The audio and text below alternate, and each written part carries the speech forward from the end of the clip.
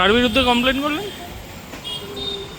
শ্রীলতা মিত্র, বিশেষ করে অভিনেত্রী,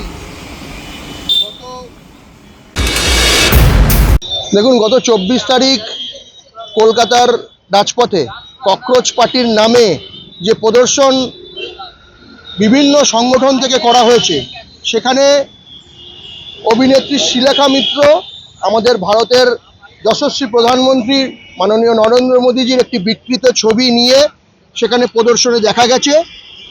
এই বিকৃতিকরণের প্রতিবাদে আজকে আমরা থানায় লিখিত অভিযোগ জানিয়েছি ব্যারাকপুর সাংগঠনিক জেলা আইটি সেলের পক্ষ থেকে।